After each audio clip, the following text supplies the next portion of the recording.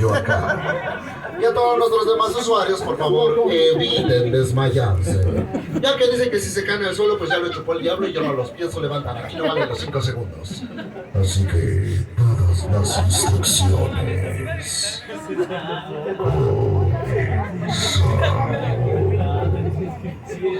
Me espanté. Vamos a salir desde este bonito lugar que se conoce como... Esa noche salió de trabajar muy, pero muy tarde.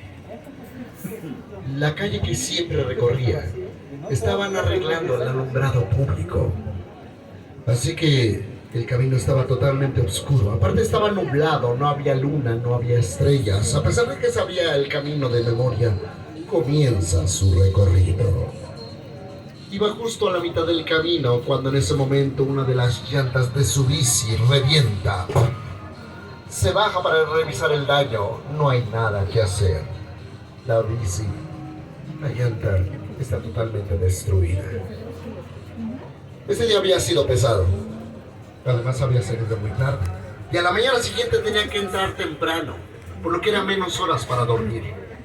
Y además se tenía que levantar todavía más temprano, pues tenía que reparar la llanta de su bici. Desesperado y fatigado, comienza el recorrido, pateando las piedras del camino como si éstas hubieran tenido la culpa de lo que le hubiera ocurrido. Dicen que las personas, cuando se sienten nerviosas, comienzan a hablar solas. No estaría aquí si no fuera por esta cochina bicicleta, se dijo a sí mismo, cuando de repente, en un lugar muy oscuro, sintió como si algo lo estuviera observando. Al ver hacia las sombras, descubrió un par de ojos rojos que lo estaban vigilando. Cuando su vista se adaptó a la oscuridad, descubrió que era un pequeño cachorro, totalmente negro, que se le acercó. Don Carlos siguió de largo, pensando que el cachorrito se le acercaba por alimento. Y sí, cada vez que él volteaba, el cachorrito le chillaba por hambre. Fatigado y desesperado por el mal día que había tenido y todavía tener que soportar a esta pequeña criatura, fue la gota que derramó el vaso. ¡Lanza maldiciones al pequeño! Y en ese momento el ambiente se puso bastante extraño. Un aire frío sopló. Un olor a azufre se dejó sentir por el ambiente. Al voltear, el pequeño cachorro ya no estaba. En su lugar ahora había un perro mediano, casi del tamaño de un coyote. Lo raro, lo extraño, eran sus ojos. Le brillaban, a pesar de que no había luna, estrellas o alumbrado público. Y de esto no se dio cuenta hasta tiempo después. Había llegado a un cruce de caminos, justo el cruce que lo llevaba a su barrio. Al momento de atravesarlo, el perro desaparece. Pensando en sus propias cosas, sigue caminando cuando de repente, al terminar de cruzar el cruce, aquel perro se le atraviesa, haciendo que tropiece. La bicicleta era grande, le ganan el peso, así que se va con todo y bici hacia adelante, lastimándose la mano y la pierna, está muy herido, levantándose, lanza metadas y maldiciones en contra de la criatura. Cuando se agacha al recoger la bicicleta, es cuando siente un terrible escalofrío que le recorre toda la espalda. Al voltear, hay un enorme perro de color negro de un tamaño considerable. Podríamos decir que ese animal no era de este mundo. Sus enormes colmillos develaban que estaba dispuesto a triturar sus huesos. Pero lo extraño eran sus ojos, como dos carbones encendidos. Don Carlos toma la bicicleta y la pone en medio de él y el animal, esperando a que no lo mordiera. Pero no se podía quedar ahí toda la noche. O hacía algo, o se quedaba. Rápidamente toma la bicicleta y la arroja a la cara del animal. Don Carlos sale corriendo aún lastimado. Llega a su barrio, llega a la plaza, cruza las calles, saca nervioso las llaves, abre la puerta de su casa y cierra. Y asegura que cuando cerró la puerta, escuchó el rugido de esta criatura del otro lado. Esa noche, estuvo muy enfermo. Tuvo temperatura y fiebre. No durmió bien. A la mañana siguiente, cuando estuvo un poco mejor, le dio mucha curiosidad por abrir la puerta. Tamaño. Las personas aseguran que cuando caminan solas en las noches, pueden sentirse observados. Aquellos más sensibles aseguran ver un enorme perro de color negro, de ojos rojos. Aquí lo llamamos así, pero en otras partes del sur se le conoce como el cadejo. Esta criatura es un perro infernal. Se le aparece a las personas que suelen trasnochar. Y es un mal augurio de que algo malo va a pasar con tu salud o con tu familia. Solamente se aleja cuando uno ora o reza con bastante devoción. Así que ya saben, la próxima vez que vaguen solos por las calles de Coyoacán o de la Ciudad de México, tengan cuidado, porque el perro negro de los ojos rojos se les puede aparecer.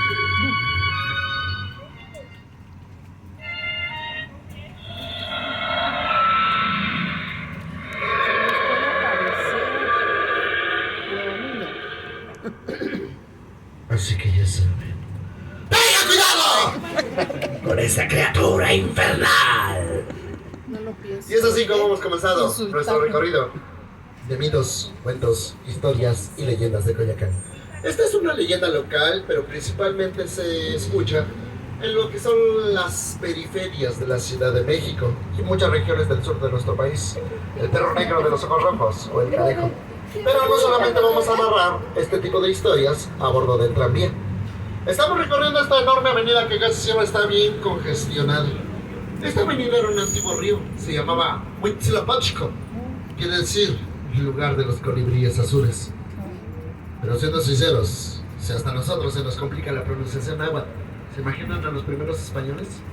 A pesar de que lo intentaban y lo intentaban, le decían el río Churubusco. Nada que ver, ¿verdad? A la orilla del río Churubusco se vino a vivir León Trotsky. Aquí está su museo de su lado derecho. León Trotsky era amigo personal de Diego Rivera. Diego Rivera fue quien lo trajo aquí a México. Y también muy amigo personal de Frida Kahlo. Muy amigo. Hay un libro que se llama Los amantes de Coyoacán y viene todo el chisme. Resulta que a León Trotsky lo asesinan aquí en México. Resulta que el primer atentado fue por David Alfaro Siqueiros. 20 hombres, incluido su cuñado, entran a balacear la casa. León Trotsky apenas se sale con vida. La segunda ocasión fue interno. Resulta que lo asesinan. Le clavan un pico en la cabeza. Y fue en la esquina, ahí donde estaba su despacho. Aquí está el despacho de León Trotsky, donde trabajaba y donde lo asesinaron. Por eso clausuraron las ventanas, las subieron. Porque no faltaba el chismoso que se asomaba para ver qué veía. Muchos aseguraban que había un enorme charco rojo en el despacho. Y algunos años después decían que un viejito se paseaba por las calles así, por la zona, por los torreones. Muchos decían que era el espíritu de León Trotsky que les preguntaba a las personas: ¿por qué me mataron? Pero si lo quieren averiguar, vayan a visitar la casa museo León Trotsky. Esta colonia es porfiriana, es la colonia del Carmen, en honor a la segunda esposa del presidente Porfirio Díaz, Carmen Romero Rubio. La familia Romero Rubio era una de las familias más poderosas y acaudaladas de la época del porfiriato. Para seguir conservando este estatus, hicieron un trato con el presidente. Pues le presentaron a su hija. Carmen tenía 17 años de edad cuando se casa con el general Porfirio Díaz, que tenía 51 años. Es que antes se daba mucho eso, que por arreglos matrimoniales, pues la mujer tiene que ser forzosamente más joven que el hombre. Bueno, no es cierto, ¿verdad? Todavía se sigue dando. La más grande se le llama Sugar Daddy. Pero le dan amor que le puso Porfirio Díaz a Carmelita. Ella vino a inaugurar la colonia. Esta es la colonia del Carmen. Aquí no hay casitas. Observen bien la arquitectura. ¿Qué son? Sí, casonas, mansiones, residencias y uno que otro palacete de la época del porfiriato.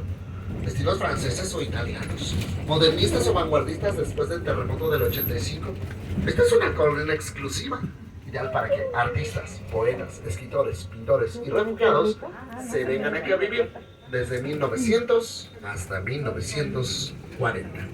Y ahora vamos a visitar un museo muy popular y yo creo que todos ustedes ya lo conocen. Vamos a ver los detalles del museo. El museo en sí está dentro de una mansión de estilo francés.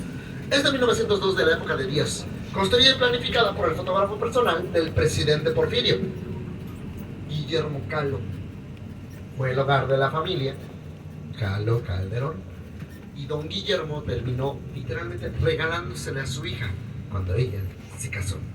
Se convirtió en museo hasta 1958, 4 años después de la muerte de Magdalena Carmen Frida Caló Calderón. Vamos a ver de su lado derecho la Casa Azul, donde ahora aquí reside el museo de Frida Kahlo.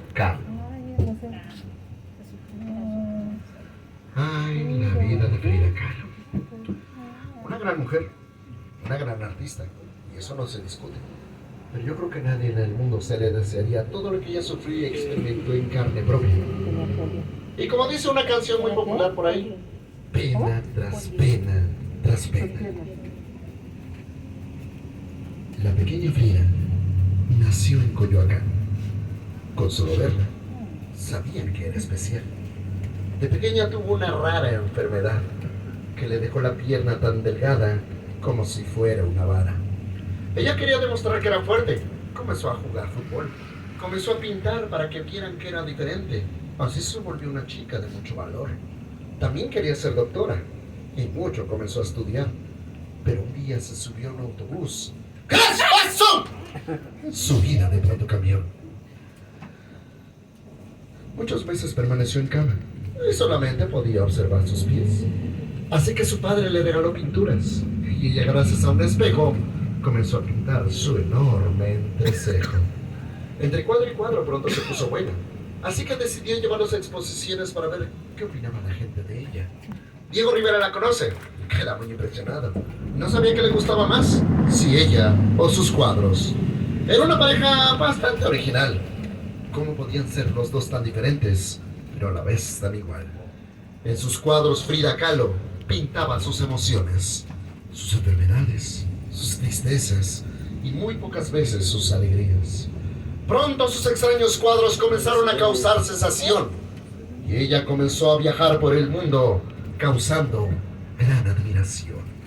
A esta mujer ya nada la detenía, porque si algo aprendió la pequeña Frida fue a decir: afuera lo malo y que viva la vida.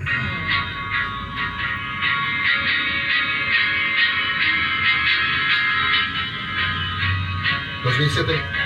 el grupo británico Coldplay está en México de tour. En sus ratos libres vino a Coyoacán y entraron a la Casa Azul. El último cuadro que pintó Frida Kahlo es un bodegón. Este bodegón está lleno de sandías. En una de las sandías viene escrita la frase: viva la vida. Marca, el vocalista del grupo, queda muy impresionado con la vida y la obra de Frida Kahlo. ¿Cómo es posible que después de toda la tragedia que sufrió el artista en carne propia, se le haya ocurrido pintar un cuadro que dijera viva la vida?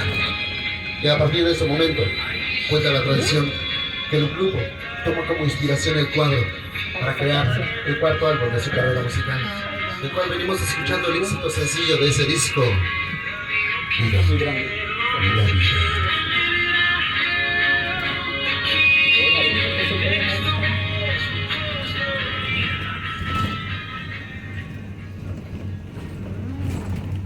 Detrás de mí y enfrente de ustedes estamos viendo este tenebroso bosque. Son los viveros de Coyoacán y fueron creados por el señor Miguel Ángel de Quevedo. Pero el bosque que está dentro de los viveros estaba ya aquí desde la época prehispánica. Muchas historias y leyendas se cuentan de este lugar. Ahora yo les voy a platicar una historia muy popular de este bosque. Hace mucho, mucho tiempo, tanto que no se sabe cuánto en realidad, en una de estas viejas casonas vivía una pequeña familia acomodada que tenía una pequeña niña de nombre Valentina. Sus padres el día de su cumpleaños le habían regalado una preciosa muñeca antigua, con pelo de lana, ojos de vidrio y piel de terciopelo. Sin embargo, pronto comenzó a correr el rumor entre los sirvientes de aquella casa que cuando pasaban frente a la muñeca, ésta los seguía con la mirada.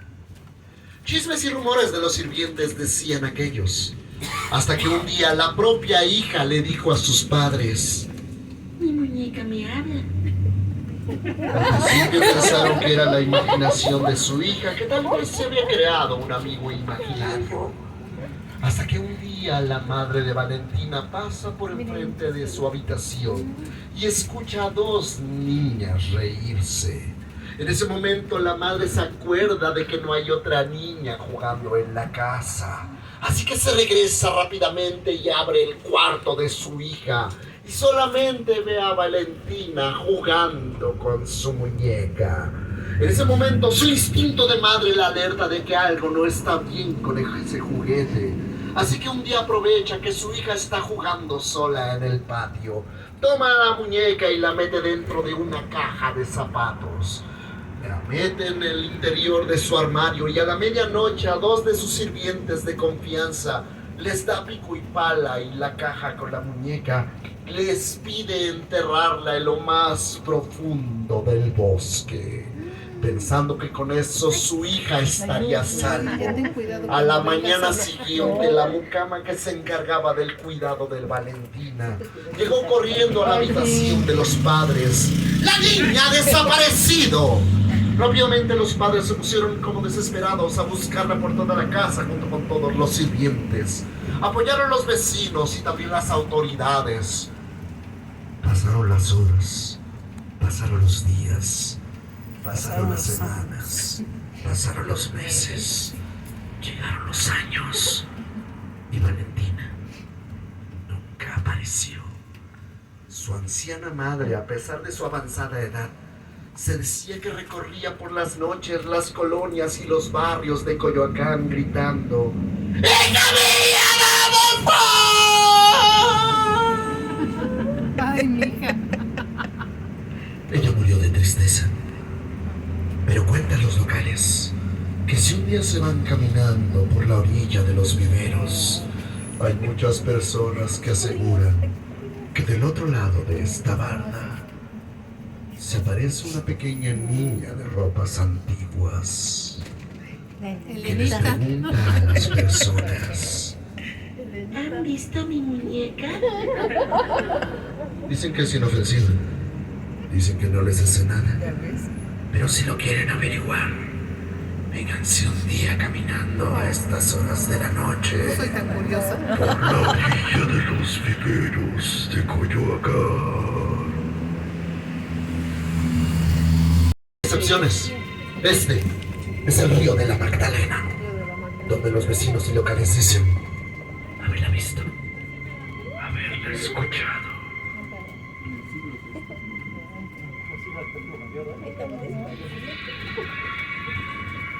Pero creo que el día de hoy no veremos nada. ¡Pero no se confíen! Porque aquí es donde la Llorona se suele aparecer.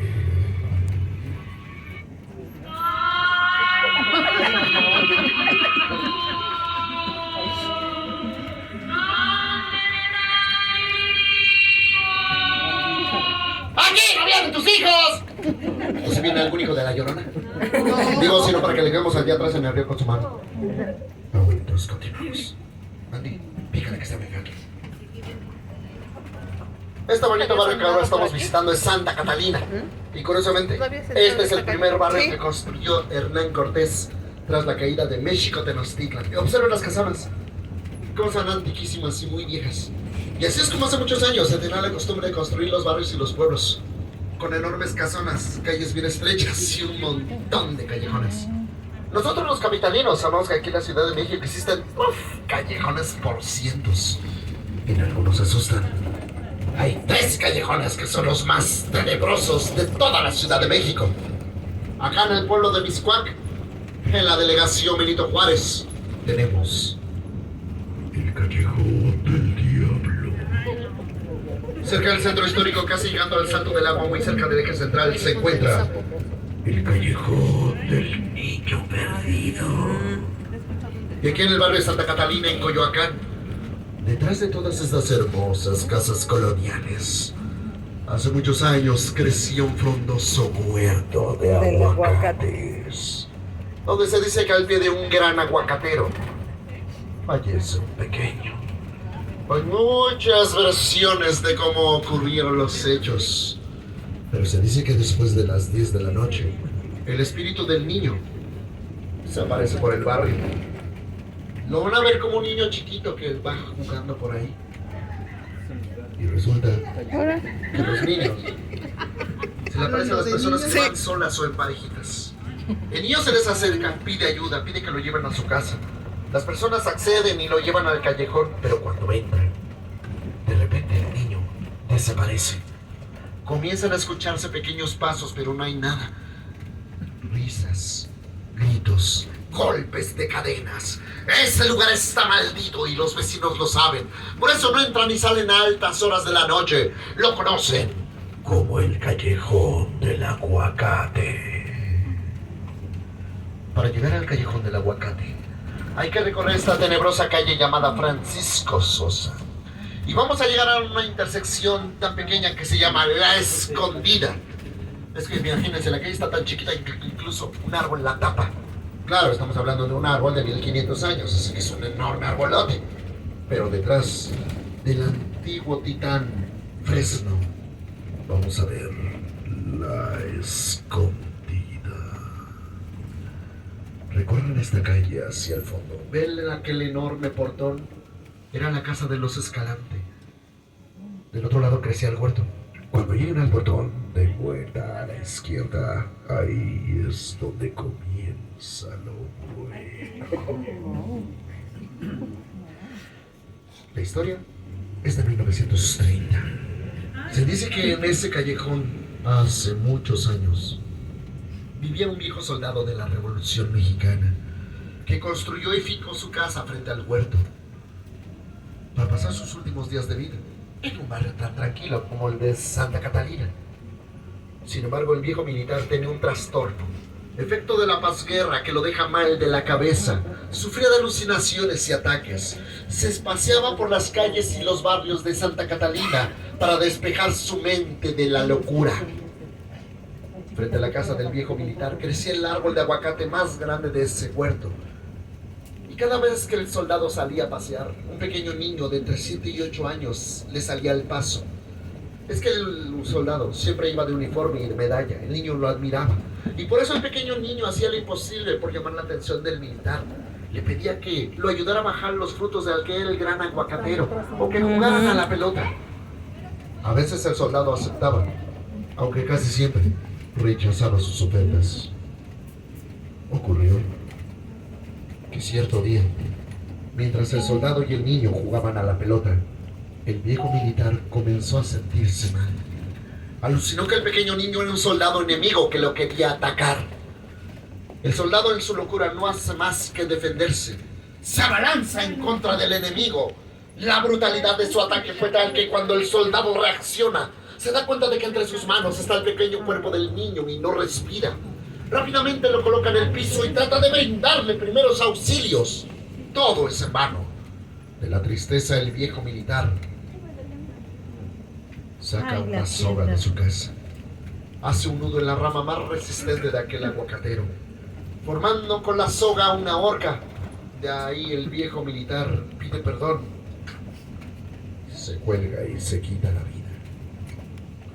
A los pocos días de haber ocurrido estos eventos, los vecinos que usualmente usaban el callejón para llegar a sus casas aseguraban que cuando pasaban frente al huerto podían escuchar como desde los árboles se escuchaban los aterradores gritos del niño pidiendo ayuda. Es por eso que los vecinos apoyaron a la familia y junto con un monje de la iglesia de Santa Catalina colocaron en el lugar de los hechos una estatua de piedra de la Virgen del Carmen. La Virgen del Carmen es la patrona de los operadores y de los conductores. La santa de las almas que vagan en el limbo y no tienen descanso eterno. Es la Virgen de los militares.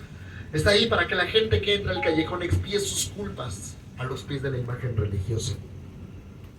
El huerto con los años va desapareciendo. Ahora quedará 1 o 2 arbolitos. Sin embargo, las personas que fincaron sus casas en los terrenos de ese huerto aseguran que entre sus pasillos y cocheras todavía pueden ver y escuchar a esos niños. Por eso los vecinos de vez en cuando se organizan y colocan a los pies de la Virgen dulces, juguetes, velas o flores, para que el alma del niño esté tranquila, descanse en paz. Por otra parte, el alma del soldado se suele escuchar como un lamento, o algunos dicen haberlo visto colgado de un árbol. Gracias, espero que estén disfrutando de este hermoso paseo nocturno. Bueno, espero que también nos puede echar una manita, ¿no? Pues ahí con una propinita. Última historia de nuestro recorrido.